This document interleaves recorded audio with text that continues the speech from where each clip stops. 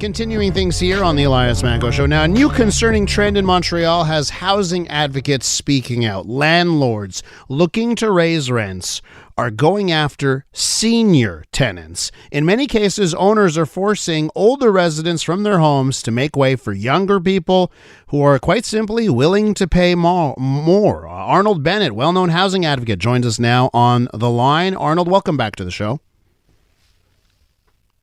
Arnold, are you there? Yeah, I'm here. Good morning. Good morning, Arnold. So tell me, Arnold, what are you seeing out there? This is nothing new. It's just worse. They pick on the vulnerable. There's a housing shortage. It's an inflation period where the rates are higher than people are used to. There are certain protections, but not everybody's protected by them.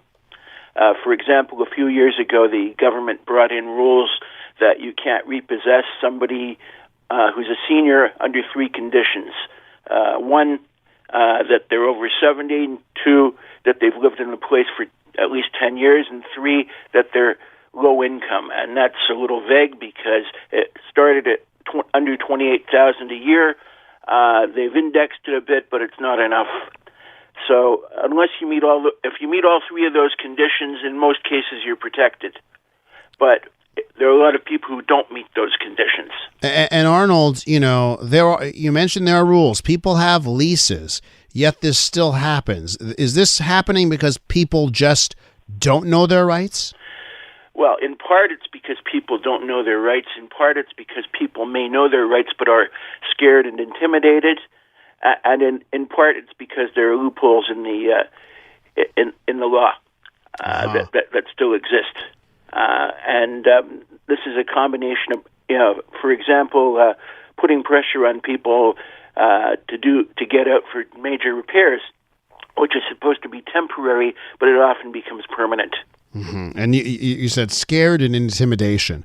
Can you tell me what that means? Maybe give me some examples here of what you would qualify as tenants who are scared and feeling like they're being intimidated. Well, you'd be surprised at the number of people who've been living here all their lives who call us up on the line, and sometime during the conversation when you tell them they have the right to refuse a rent increase or they have the right to insist that necessary repairs be done, say, but can't the landlord evict me? And they don't, and I mean, this has been publicized for years. You have the right to refuse a rent increase, and there's still people who think that they could be evicted. I had a person yesterday who was in a dispute with a landlord over a small amount of rent, and the last question she asked was, but can they arrest me and put me in jail? Of course not. It's not the 18th century, but people believe all kinds of nonsense. Mm-hmm. And constant repetition on rights is absolutely essential. And is it because it's the landlords who are telling them this? Is it the landlords who are saying, "Hey, we'll just evict you, or if you don't pay up, you'll get into trouble"? Is that part of this intimidation? That happens, but it's not even necessary for that to happen. They just have to believe it. Gotcha. So Arnold, we're with Arnold Bennett, housing advocate. So Arnold, what happens once a senior gets evicted or gets booted out or feels the intimidation and leaves their apartment? Where do they end up? What happens to seniors who are now facing a market, a housing market, a rental market that's, we've never seen one like this? If they're lucky, they move in with relatives or they get into public housing because seniors housing is more accessible than family low-income housing for obvious reasons. Okay? But there are people who could theoretically end up on the street. Man, it's tough to hear that seniors are facing this. Arnold, you mentioned the public housing. Is this an option? Is this something that maybe more seniors should be considering and have access to? If they're low income, mm-hmm. They have access to it. There are waiting lists. As I said, the waiting lists aren't as bad as for people who are not seniors, for whom there's very little available. But that's a route that people can go, and then they get into housing where it's geared to income. But even there are problems and there are abuses. There are nasty neighbors. make false complaints against people. There are building managers who have a bad attitude. I get lots of calls from people who are living in public housing or co-ops who are having horrible problems with management or with their neighbors who are seniors and non-seniors. And so it's not, you're not going to a place of total safety.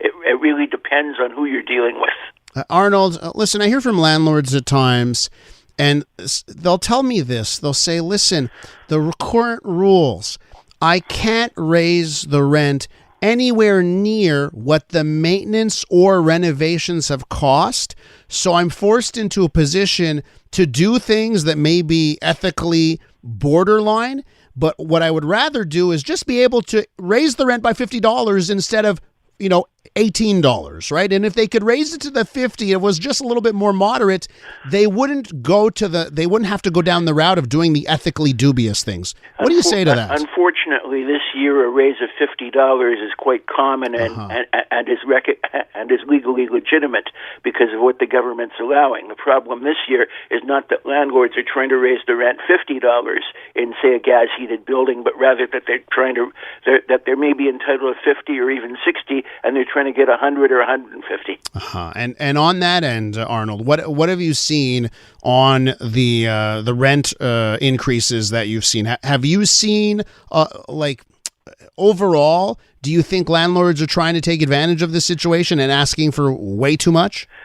More often than not this year, unfortunately. I had one case where the landlord was asking less than they were entitled to. Yeah. Because they wanted to be nice.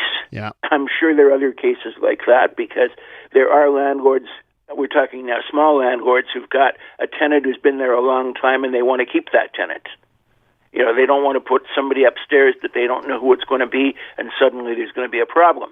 Yeah. But there are other people who it's just the money.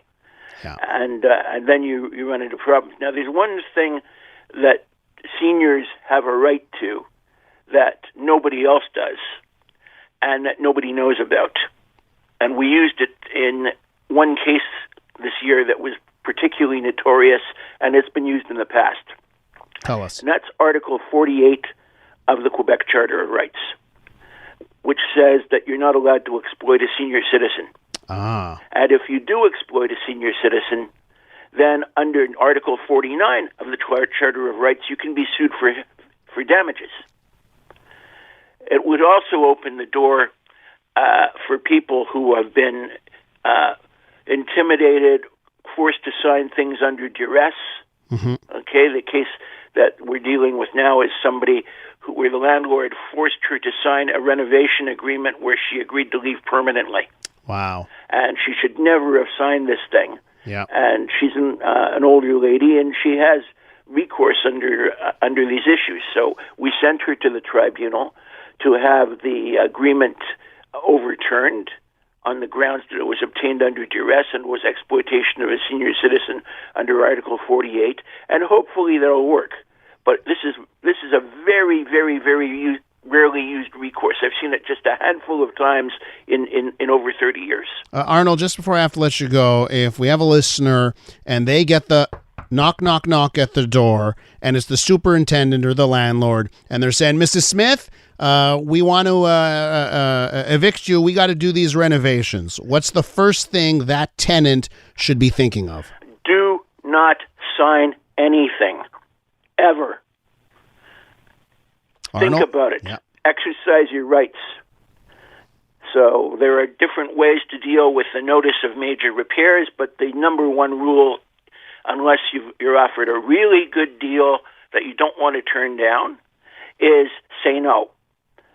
In some cases, that just requires a letter. In some cases, it requires an actual action of opposition at the tribunal. It depends on the nature of the notice that you get, and we really have to look at those case by case. Arnold, thanks for doing what you do, and thanks for spending some time with us this morning on a really important subject. Thank you so much. You're welcome. That's housing advocate Arnold Bennett.